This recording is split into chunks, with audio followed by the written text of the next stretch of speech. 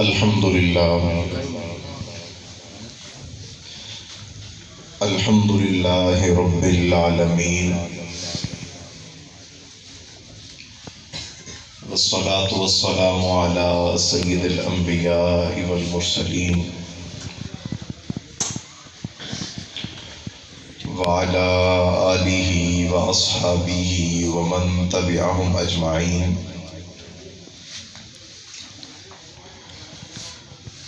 أما بعد، فأعوذ بالله من الشيطان الرجيم.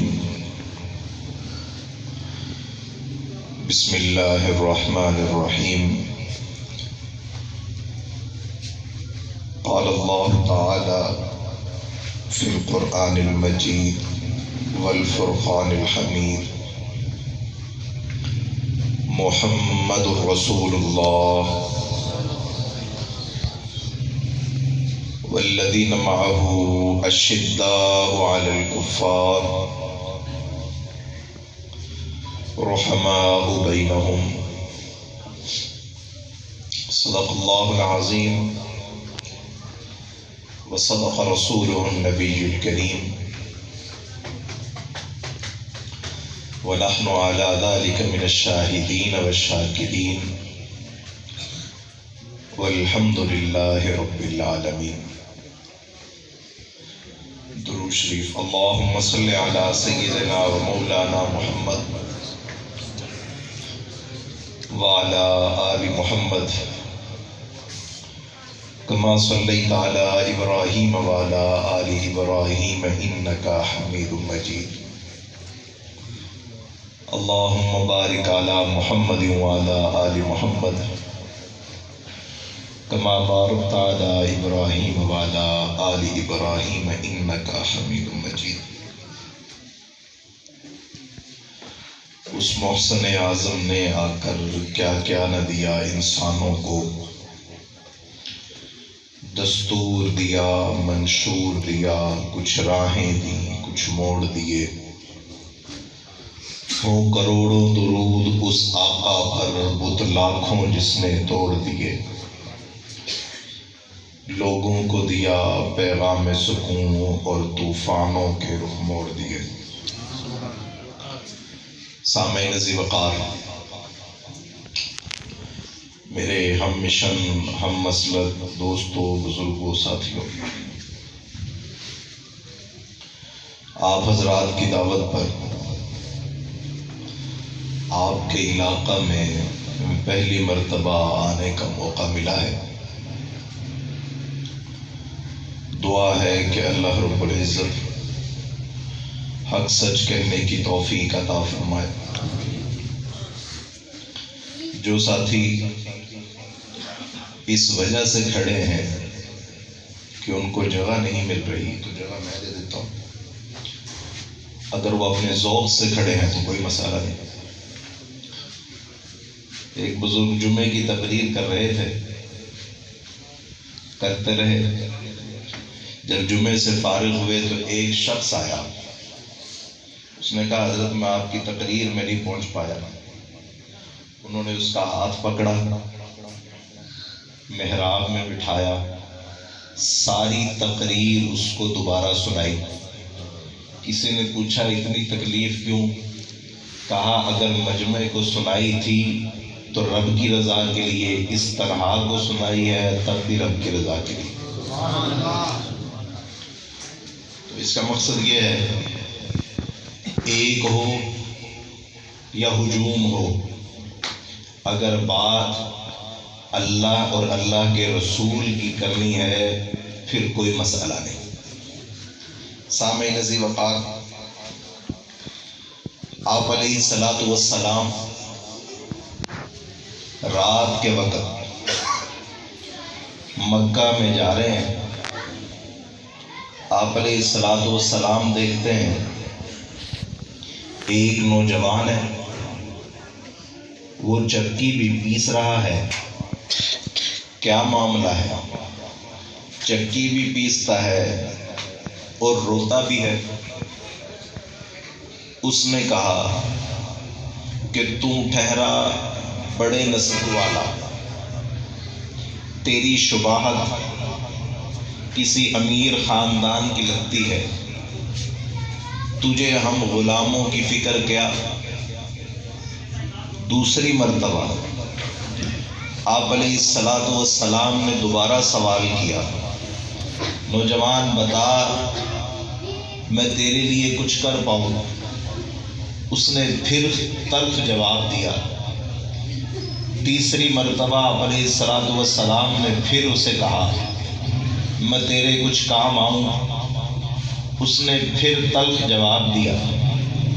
آپ علیہ الصلوۃ والسلام چل دیے۔ اب یہ غلام، یہ نوجوان، اس کے دل میں آیا کہ مجھے اتنی زیادتی نہیں کرنی چاہیے تھی، اگر کوئی ہمدردی کر رہا تھا تو مجھے بھی نرم پہلو رکھنا چاہیے تھا، لیکن اسے پتہ نہ تھا یہ جانے والا نہیں، یہ چھانے والا ہے۔ آپ علیہ الصلوۃ والسلام کچھ دیر کے بعد دوبارہ آئے اور کیا دیکھتا ہے، جس نوجوان نے سخت جملوں کے ساتھ اللہ کے نبی کو رخصت کیا تھا، اس نوجوان کے لیے رحمت للعالمین اپنے ایک ہاتھ میں گرم دودھ کا پیالہ لائے ہیں، دوسرے ہاتھ میں تازی کھجوریں لائی ہیں، اور آپ نے اس کو پیش کیا اور کہا نوجوان آج تیری جگہ کام میں کروں گا، تو آرام کرے گا۔ پھر لوگوں نے دیکھا یہ نوجوان جس کی پہلی ملاقات یہ ہے کہ وہ آرام کر رہا ہے اور محمد الرسول اللہ اس کے کام کر رہے ہیں، اس نوجوان کو بلال کہتے ہیں۔ پھر وقت بدلا، بلال نے اپنے اس دودھ کا حق ادا کیا، جب انگاروں پہ تھا پھر بھی رسول اللہ کا کلمہ پڑھا۔ سامعین ذی وقار، میں اپنی بات کو دو طریقوں سے آپ حضرات کے سامنے پیش کرنا چاہوں گا۔ ایک ذات پیغمبر، ایک اللہ کے نبی کی ذات، دوسری اللہ کے نبی کا مشن، اللہ کے نبی کی کاز۔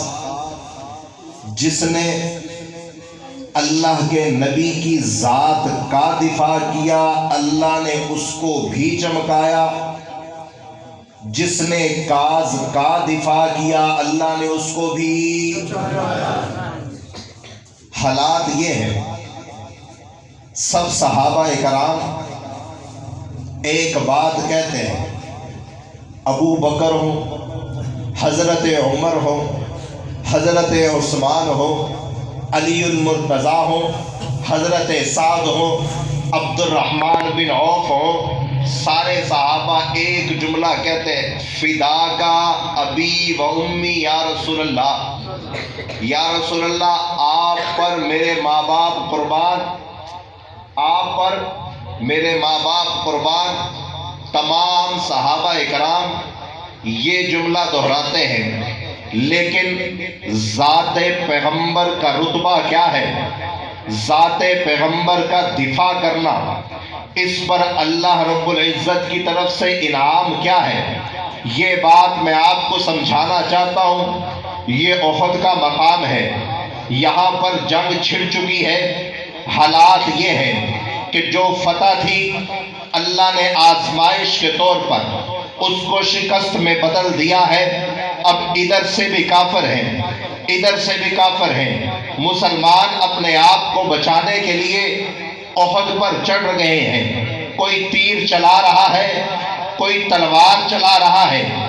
آپ علیہ الصلوۃ والسلام اپنے تیر حضرت سعد کو دے رہے ہیں اور کہہ رہے ہیں ارمی یا سعد۔ سعد کیا کر رہا ہے؟ سعد اگر کر رہا ہے اللہ کے نبی کا دفاع کر رہا ہے۔ اس وقت میں جب کفار نے ارادہ کر لیا کہ ذات پیغمبر کو ختم کر دیا جائے، ذات پیغمبر پر حملہ کر کے شہید کر دیا جائے۔ ذات پیغمبر کے دفاع کے لیے حضرت سعد آگے بڑھے ہیں اور اللہ کے نبی اپنے تیر حضرت سعد کو دے رہے ہیں اور کیا کہہ رہے ہیں؟ ارمی یا سعد، سعد تیر چلاتا جا، تیر چلاتے جا رہے ہیں۔ اللہ کے نبی حضرت سعد سے خوش ہو کر، وجہ کیا ہے؟ سعد پیغمبر کی ذات کا دفاع کر رہا ہے۔ اب تمغہ سعد کو ملا ہے، جو تمغہ سب رسول اللہ کو دیتے ہیں، جو یہ کہتے ہیں فدا کا ابی و امی یا رسول اللہ۔ ابو بکر کہے میرے ماں باپ آپ پہ قربان، یہاں پر سعد کر کیا رہا ہے؟ اللہ کے نبی کا دفاع کر رہا ہے۔ یہ رب کے نبی ہے، رحمت للعالمین ہے۔ سعد کو کہتے ہیں ارمی یا سعد فدا کا ابی و امی یا سعد، سعد تیر چلاتا جا، تجھ پر محمد رسول اللہ کے ماں باپ قربان۔ حضرت سعد کیا کر رہے ہیں؟ حضور کا دفاع۔ کیا کر رہے ہیں؟ حضور کا دفاع کر رہے ہیں۔ کہاں کر رہے ہیں؟ احد کے مقام پر۔ میں نے بات عرض کی، ایک ہے رسول اللہ کا دفاع، ایک ہے رسول اللہ کے مشن کا دفاع۔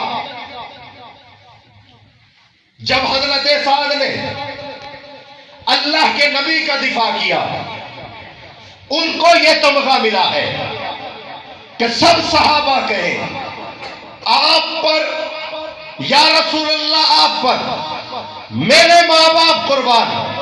کیا مطلب؟ ماں باپ سے بڑھ کر بھی کچھ ہوتا تو آپ پہ قربان ہوتا۔ اب حضرت سعد رسول اللہ کا دفاع کر رہے ہیں تو اس کے لیے اللہ کے رسول کہہ رہے ہیں سعد تجھ پر مجھ محمد کے ماں باپ قربان۔ وجہ کیا ہے؟ دفاع رسول اللہ۔ وجہ کیا ہے؟ دفاع رسول اللہ۔ سامعین محترم، اب میں آپ کو ایک اور منظر دکھانا چاہتا ہوں۔ یہ احد کا مقام تھا، مان لیا، لیکن دفاع کرنے والے تلوار کے ساتھ تھے، دفاع کرنے والے تیر کے ساتھ تھے، دفاع کرنے والوں کے لیے ڈھالیں موجود تھی، دفاع کرنے والوں کے لیے نیزے موجود تھے۔ دفاع کرنے والے ایک نہیں 100 کی تعداد میں تھے۔ اب حالات کو دیکھیے، یہ مکہ ہے جہاں پر اللہ کے نبی اکیلے ہیں، یہ مکہ میں حتیم ہے، اللہ کے نبی اکیلے ہیں، دفاع کرنے والا کوئی نہیں، یہ نبی کی ذات اکیلی ذات ہے۔ کفار مکہ پتھر لے کر آئے، میرے نبی کو مارا۔ کفار مکہ ہاتھ سے آئے، میرے نبی پہ تشدد کرنے لگے۔ کفار مکہ زبان سے آئے، تشدد کرنے لگے۔ کپڑا لے کر میرے نبی کے گلے میں ہے، کپڑا دبایا جا رہا ہے۔ یہ بیت اللہ ہے، حتیم ہے، رب کا گھر ہے۔ اللہ نے دیکھا ہوگا، فرشتوں نے دیکھا ہوگا۔ اب آئے گا کون؟ بچائے گا کون؟ ایمان لانے والے چند کے علاوہ ہے کوئی نہیں۔ بیت اللہ میں ہے، اسلحہ کوئی نہیں، تلوار کوئی نہیں۔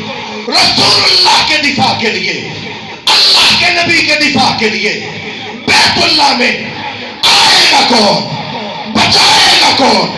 ساتھ کون دے گا؟ اگر کسی نے دیا ہے اسے ابو بکر کہتے ہیں۔ کون ہے؟ کون ہے؟ بیت اللہ میں حملہ ہوا، کس پر؟ اللہ کے نبی پر۔ کس پر؟ اور حالات کیا ہے کہ حملہ کرنے والے زیادہ، ہجوم، اور ایک اللہ کے نبی کو گردن میں کپڑا ڈال کر اس قدر دباتا ہے، حضور کا چہرہ زرد ہو گیا، آنکھیں موٹی ہو گئی، آنکھوں میں سرخ ڈوریاں آ گئی. اب حالات دیکھیے.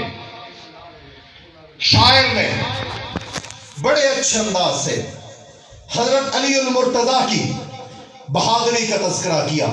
ہم بھی مانتے ہیں علی شیر خدا ہے. آؤ علی سے پوچھتے ہیں بتائیے بہادر اور دلیر کون ہے. منبر پر شیر خدا علی المرتضیٰ موجود ہے. کہتے ہیں اگر تم پوچھو بہادر کون ہے, میں کہوں گا بہادر اگر اس دنیا میں کوئی ہے ابو بکر ہے. وجہ یہ ہے جب سب گھروں میں تھے رسول اللہ کے دفاع کے لیے اگر کوئی نکلا تھا ابو بکر نکلا تھا. حضرت ابو بکر آئے. آنے کے بعد دیکھا ہجوم ہے. اب ہم جیسا کوئی ہوتا دوستوں کو بلاتا, جماعتیوں کو بلاتا, رشتہ داروں کو بلاتا. یہ ہمارے لیے سبق ہے. کیا سبق ہے؟ اگر بات رسول اللہ کی آ جائے تنہا ہو ابو بکر کی طرح نکل پڑو. ابو بکر نے یہ کر کے دکھایا ہے. حضرت ابو بکر تنہا گئے اور ایک جملہ کہہ رہے ہیں اتقتلون رجلا ان یقول ربی اللہ. کیا تم ایسے شخص کو قتل کرنا چاہتے ہو جو یہ کہتا ہے میرا رب اللہ ہے؟ قصور تو یہی تھا کہ اللہ کے نبی نے اعلان بلند کیا تھا, ایک ہی تھا کہ میرا رب میرا رب. حضرت ابو بکر گئے. جانے کے بعد لوگوں کے ہجوم کو کسی کو دھکا دے کے ہٹایا, کسی کو مکہ مارا, کسی کو تھپڑ مارا, حضور کے گلے سے کپڑا نکالا, حضور کو اس ہجوم سے باہر کیا, امن میں لے آئے. اب حالات کیا ہے؟ آپ کے لیے پیغام یہ ہے, میرے لیے پیغام یہ ہے, جو محمد کے دشمن تھے اب ابو بکر کے دشمن ہے. جو کپڑا حضور کی گردن میں تھا اب ابو بکر کی گردن میں ہے. جو تھپڑ رسول اللہ کے لیے اٹھے تھے اب ابو بکر کے لیے ہیں. جو پتھر رسول اللہ کے لیے اٹھے تھے اب ابو بکر کے لیے ہیں. حالات بدل چکے ہیں. پہلے اللہ کے نبی پر تشدد ہو رہا تھا, اب ابو بکر پر تشدد ہو رہا ہے. سمجھ آ گئی جو نبی کا دشمن ہے وہی ابو بکر کا دشمن ہے. جو نبی کا دشمن ہے وہی, جو نبی کا دشمن ہے وہی. سامعین عزیز وقار, حضرت ابو بکر کیا کہہ رہے ہیں اتقتلون رجلا ان یقول ربی اللہ. کیا تم ایسے شخص کو قتل کرو گے جو صرف یہ کہتا ہے کہ میرا رب اللہ. یہ جملہ سب سے پہلے کس نے کہا؟ فرعون کا دربار ہے اور فرعون نے یہ دیکھا میری حکومت جا رہی ہے اور میری حکومت جانے کی وجہ میری قوم میں بغاوت ہے. بغاوت کی وجہ جناب موسیٰ علیہ السلام ہے. اب کیا کیا جائے؟ مشورہ جاری ہے. اپنے وزیروں مشیروں کو بلا کر پوچھتا ہے کیا کیا جائے. ہم نے قتل کرنے کی بچپن میں کوشش کی, ہم ناکام رہے. بچپن میں وہ میری داڑھی نوچتا تھا, مجھے علم نہ تھا, اب میری سلطنت کو نوچتا ہے. کیا کیا جائے؟ اس وقت کے فرعون نے اور اس کے مشیروں نے یہ کہا اس کا ایک حل ہے کہ تم نعوذ باللہ موسیٰ علیہ السلام کو قتل کر دو. جب یہ مشورہ ہو رہا ہے فرعون کے دربار میں ایک مومن شخص موجود ہے جو اپنے ایمان کو چھپا کے رکھتا ہے, بتاتا کسی کو نہیں ہے. اس نے سب سے پہلے یہ جملہ کہا تھا اتقتلون رجلا, اے فرعون اتقتلون رجلا, ان یقول ربی اللہ، تو ایسے شخص کو قتل کرنا چاہتا ہے جو یہ کہتا ہے میرا رب اللہ ہے۔ اس شخص کے کہنے پر حالات بدل گئے، مشورے جو ہو رہے تھے وہ تھم گئے۔ علماء کرام نے لکھا ہے اللہ نے اس کے اس جملے کو قرآن میں تذکرہ کر دیا، کیوں؟ وہ نبی کے دفاع کے لیے جملہ نکلا تھا۔ ابو بکر تیری عصمت پہ قربان، تو یہ جملہ بھی کہتا رہا، نبی کا دفاع اپنے جسم سے بھی کرتا رہا۔ جماعت صحابہ نے یہ لکھا ہے اس شخص کی پوری زندگی ابو بکر کے ایک لمحے پہ قربان، جس نے یہ ایک جملہ بولا، اور اس جملے کا تذکرہ اللہ نے قرآن میں کیا، اس کی ساری زندگی ابو بکر کے ایک لمحے پہ قربان۔ سامعین عزیز وقار، اب حالات کیا ہے؟ ہمارا ایک دوست وہ کہتا ہے جب میں اس واقعے کو پڑھتا ہوں میرا دل منہ کو آتا ہے کہ سامنے بیت اللہ ہے، یہاں رسول اللہ ہے، بیت اللہ کے سامنے اللہ کے نبی پہ تشدد۔ اب حالات کیا ہے؟ بیت اللہ کے سامنے اللہ کے نبی کے یار پہ تشدد۔ حضرت ابو بکر پر اتنا تشدد ہوا، سید عائشہ فرماتی ہے کہ جب میرے والد جناب ابو بکر صدیق رضی اللہ تعالیٰ گھر آئے تو میں نے جہاں پر سر پہ ہاتھ رکھا وہیں سے بال میرے ہاتھ میں آ گئے۔ اتنا تشدد ہوا کہ سارا چہرہ لہو لہان اور جسم سوکھ چکا۔ اتنا ہوا کہ ابو بکر گیا تو اپنے قدموں پہ تھا، آیا لوگوں کے کندھوں پہ ہے۔ پھر حضرت ابو بکر کی آنکھ کھلی، والدہ نے کہا ابو بکر یہ قوم کے لوگ تیرے محسن ہیں، تجھے بچا کے لے کر آئے ہیں۔ ابو بکر نے کہا میرے محسن یہ نہیں، محسن وہ ہے جو امت کو بچانے آیا ہے۔ یہ ہے ذات رسول کا دفاع، جو سب سے پہلے حضرت ابو بکر صدیق رضی اللہ تعالیٰ عنہ نے مکہ میں بیت اللہ میں کیا، ذات رسول کے دفاع پر۔ اب اس سے آگے ایک اور حالات آئے جس پر اللہ کا قرآن کہتا ہے اِلَّا تَنْصُرُوهُ فَقَدْ نَصَرَهُ اللَّهُ۔ اس میں جماعت صحابہ بھی شامل ہے، علماء کرام موجود ہیں۔ اللہ کا معنی خبردار، تنبیہ کے جملے میں آتا ہے۔ یہاں پر اللہ نے سب صحابہ کرام کو، تمام لوگوں کو تنبیہ کی ہے اِلَّا تَنْصُرُوهُ فَقَدْ نَصَرَهُ اللَّهُ۔ اگر تم میرے نبی کی مدد نہیں کرو گے تو پھر رب خود اپنے نبی کی مدد کرے گا۔ مفسرین صحابہ کرام نے لکھا ہے کہ یہ آیت ہجرت کے موقع پر آئی، اس پر تمام صحابہ کرام کے لیے یہ تنبیہ کا جملہ تھا، سوائے ابو بکر کے۔ اس وقت بھی اگر کسی نے ساتھ ہجرت کے موقع پر دیا تو ابو بکر نے دیا۔ آپ علیہ الصلوۃ والسلام مکہ سے نکلے، نکلنے پر آپ علیہ الصلوۃ والسلام نے دل میں خیال آیا کہ کھوجی ہماری کھوج کریں گے۔ آج کے دور میں بھی کھوجی ہے، آپ کے علاقے میں ہے بھائی، لیکن جانوروں کا استعمال کرتے ہیں۔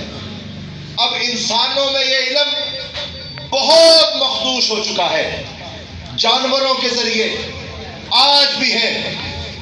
آپ علیہ الصلوۃ والسلام کو خوف پیدا ہوا کہ کھوجی آئیں گے۔ آپ علیہ الصلوۃ والسلام اپنی پاؤں کی انگلیوں پہ چلنے لگے۔ جب پہاڑ آیا حضور کی انگلیاں زخمی ہونے لگی۔ حضرت ابو بکر صدیق نے آپ کو کندھوں پہ اٹھایا، کندھوں پہ اٹھا کر خود انگلیوں کے پوروں پہ چل کر غار تک پہنچے ہیں۔ आओ, तुम कहते हो अबू बकर मुसल्ला ले गया, तुम कहते हो अबू बकर मिंबर ले गया, तुम कहते हो अबू बकर खिलाफत ले गया, आदेश तो सही, अबू बकर कंधों पे उठा के रसूलुल्लाह को ले गया। हजरत अबू बकर सिद्दीक गार के दहाने पे पहुंचने पर हुजूर से अर्ज की, आप रुकिए, मैं सफाई करता हूँ। सफाई की, हजरत अबू बकर अंदर तशरीफ ले आए। तशरीफ लाने के बाद आपने सलातो व सलाम से अर्ज की, आप भी आइए। अब खोजियों ने उन पोरों के निशानों पर गार तक पहुंचे हैं, गार तक पहुंचे। अल्लाह ने इंतजाम किया, बूटी पैदा हो गई, अल्लाह ने इंतजाम किया, मकड़ी ने जाला बुन दिया, इंतजाम किया, कबूतरी ने अंडे दे दिए। अब अबू बकर है, अंदर से देख रहे हैं और कहते हैं, या रसूल अल्लाह, अगर इन्होंने हमारे पाँव को देख लिया हम तब भी पकड़े जाएंगे। कुरान ने इस पर एक सीगा इस्तेमाल किया है, वला तहसन। इसका माना यह है, अबू बकर अपने लिए नहीं, मोहम्मद रसूलुल्लाह के लिए डर रहा था।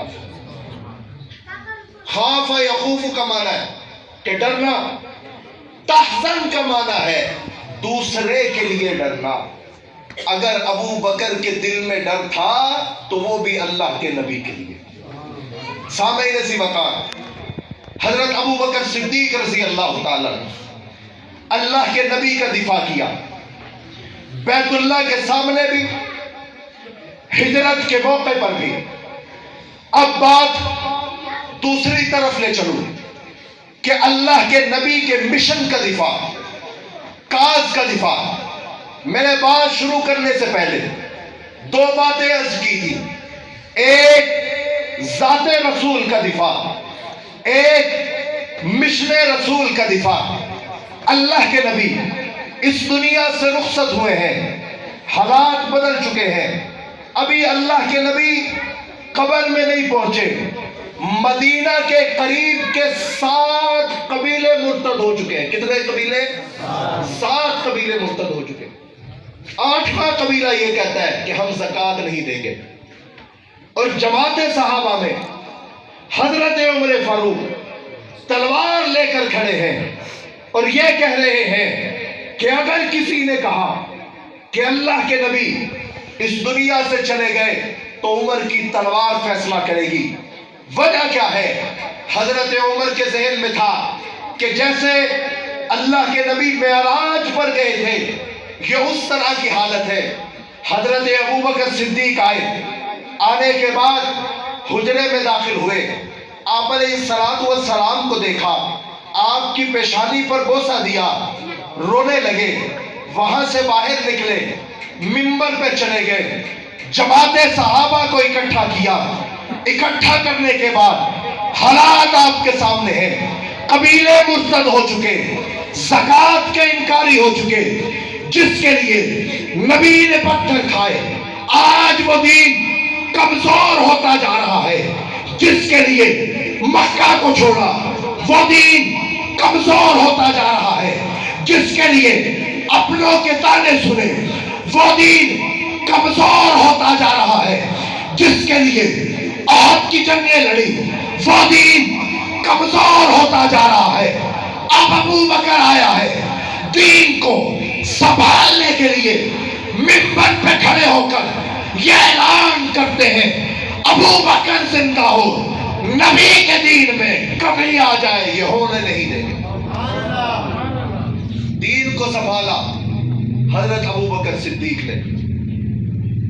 जैसे उसामा को भेजा हजरत अबू बकर सिद्दीक ने, हजरत उमर फारूक को मुतमईन किया हजरत अबू बकर सिद्दीक ने। हजरत खालिद बिन वलीद के दौर में लश्कर भेजे हजरत अबू बकर सिद्दीक ने। ईरान तक फुतूहात चली हजरत अबू बकर सिद्दीक के दौर में। यूरोप तक फुतूहात चली हजरत अबू बकर सिद्दीक के दौर में। قرآن کو جمع کرنے کے ابتدائی نسخے شروع ہوئے ابو بکر صدیق کے دور میں. دین کو بچایا ابو بکر نے، حفاظت کی ابو بکر نے. اللہ کے نبی کی ذات کی باری آئی تب بھی ابو بکر آگے، دین کی باری آئی تب بھی ابو بکر. سامعین ذی وقار، کچھ کام اللہ رب العزت نے چند لوگوں کے حصے میں رکھے ہوتے ہیں.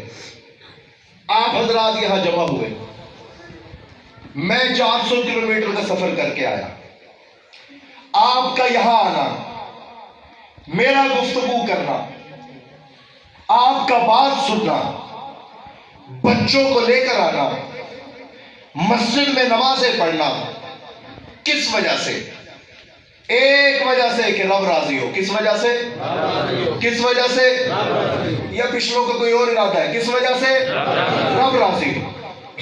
آئیے رب کے دربار میں چلتے ہیں. یا باری تعالی، ہم آپ کو راضی کرنا چاہتے ہیں، ہم آپ کی اطاعت چاہتے ہیں، آپ کو خوش کرنا چاہتے ہیں. رب کے دربار سے ایک آواز آتی ہے، اگر مجھے خوش کرنا چاہتے ہو تو میرے نبی کو خوش کرو. کیا آواز آتی ہے؟ میرے نبی کو خوش کرو. آؤ رسول اللہ کے دربار میں چلتے ہیں، عرض کرتے ہیں یا رسول اللہ، ہم آپ کو خوش کرنا چاہتے ہیں، آپ کی اطاعت کرنا چاہتے ہیں، بتائیے کیسے ہوگی. آپ سے محبت کرنا چاہتے ہیں، بتائیے کیسے ہوگی. اللہ کے نبی کہتے ہیں اللہ فی اصحابی لا تتخذوهم من بعدی غرضا فمن احبهم فبحبی احبهم ومن ابغضهم فببغضی ابغضهم. اگر محمد رسول اللہ سے محبت کرنی ہے تو جماعت صحابہ سے محبت کرو. اگر اللہ سے محبت چاہتے ہو تو رسول اللہ سے محبت کرو، اور رسول اللہ سے محبت چاہتے ہو تو جماعت صحابہ سے محبت کرو. سامعین ذی وقار، یہی آواز لے کر، یہی نظریہ لے کر کہ ہم صحابہ سے محبت بھی کرتے ہیں اور صحابہ کا دفاع کرنے کی کوشش بھی کرتے ہیں. اب دفاع کس ذریعے سے چاہتے ہیں؟ ہم دفاع چاہتے ہیں قانون کے ذریعے سے. کس کے ذریعے سے؟ قانون کے ذریعے سے. ہم یہ چاہتے ہیں کہ صحابہ کرام کا دفاع ہو.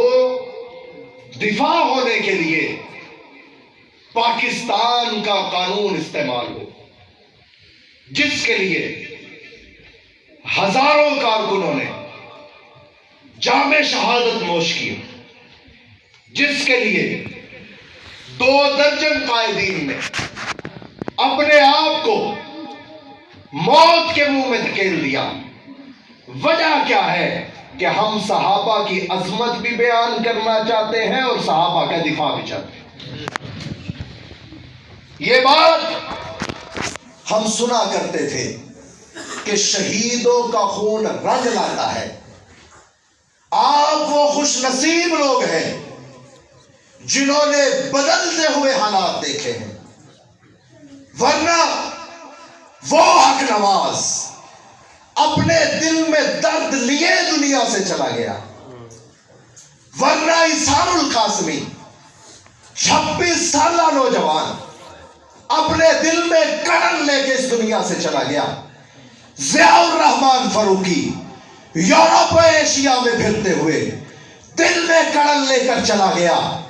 اعظم طارق 13 حملے کروانے کے بعد اپنے دل میں کڑن لے کر چلا گیا. کیا ہے؟ صحابہ کا دفاع ہو. دفاع کیسے ہو؟ قانون کے ذریعے ہو. آج اللہ نے ان کے خون کی برکت سے وہ دن دکھایا ہے. صحابہ کی گستاخی کرو گے تو عمر قید کی سزا پاؤ گے. یہ اللہ کے فضل سے اور ان شہداء کی قربانیوں کی برکت سے اللہ نے یہ دن دکھایا، جس کی وجہ سے آج ہم اور آپ یہاں پر بات کر رہے ہیں، خوش ہونے کے ساتھ ساتھ دل میں یہ فکر لیے ہیں، جس دن یہ بل اسمبلی میں پاس ہوا، مولانا معاویہ اعظم طارق صاحب جامعہ محمودیہ میں شہداء کی خبروں پر گئے اور وہاں جا کر فاتحہ پڑھ کر، اے شہدائے ناموس صحابہ، تم نے اپنی محنت کر چھوڑی، آج اللہ نے دن دکھایا ہے، اللہ نے دن دکھایا، قومی اسمبلی پاکستان کی ہے، وہاں سے صحابہ اکرام کے تحفظ کا قانون پاس ہو چکا، اور انشاءاللہ یہ دن آئے گا جب صحابہ اکرام پہ بکنے والا بکے گا، قانون تمہارا ہوگا، سزائے موت کا قانون بنے گا انشاءاللہ۔ سامعین ذی وقار، جن لوگوں نے قربانیاں دی، ہم کراچی میں گئے شہداء ڈے پر، وہاں پر ایک بزرگ کہتا ہے آؤ پوچھو میں کون ہوں، میرا تعارف لو، میں کون ہوں۔ کسی نے کہا بتائیے آپ کون ہیں؟ کہا میں وہ ہوں جس نے ایک وقت میں اپنے گھر سے 4 نوجوان بیٹوں کا لاشا اٹھایا ہے۔